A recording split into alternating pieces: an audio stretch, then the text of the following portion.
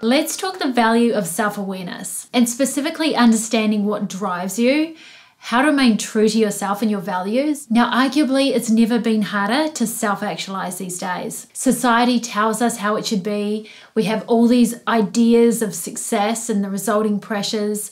We have so many more distractions and social media with all these images of how it should be. Self-awareness can be best described as self-observation without judgment. It's where your intuition lies and where your creative and innovative inspiration comes from. So we ultimately want to be tuned into that. Now, it's well known that self-awareness and emotional intelligence is a critical component of any leader. It's about understanding your own emotions, your personality, your strengths, and your weaknesses. So how does self-awareness add any value to me as a business owner or an entrepreneur or as a leader in my organization? One of the biggest reasons is decision making. Particularly, we have to get really good at making good decisions on the fly, and particularly under really stressful situations.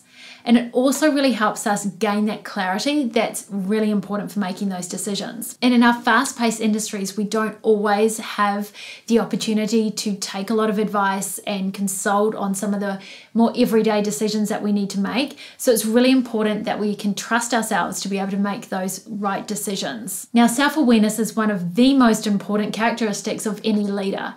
And it's linked directly to an individual's success, and it can actually be a real asset. Leading psychologist Cherie Campbell believes that accomplished leaders understand that self-awareness brings a sense of certainty in tough decision making. She goes on to say that this self-awareness actually enables them to make quicker and more efficient assessments in tough moments. And self-knowledge actually clears space so that leaders in particular can cut through a lot of the confusion and make their commitment to their decisions more fluid. And the more self-aware you are, the more able you are to really form deeper connections, both on a personal and professional level. So in order to achieve self-awareness, it's important to understand and be really clear on your why and what your values are. Figuring out your why is all about why you do what you do and why you want what you want. Your why is so important because it drives you in your decisions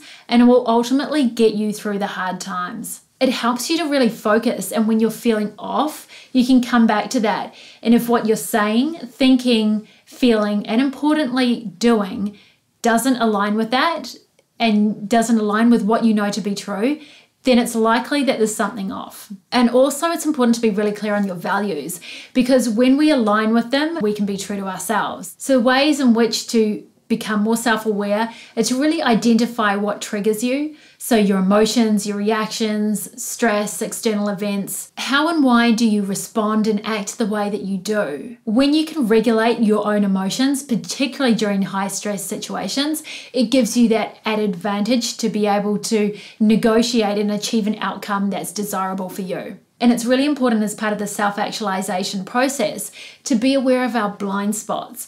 And this is reflected really well in the Johari window.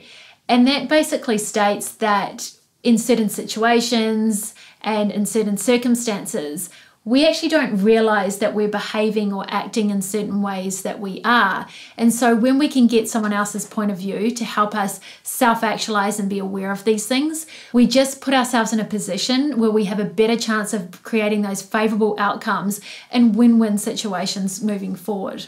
Self-awareness will help you to really assess circumstances a whole lot easier. And you'll find that you can actually read circumstances and situations better, and you'll be able to identify what responses and what ways of approaching things are best for different types of scenarios, both personally and professionally.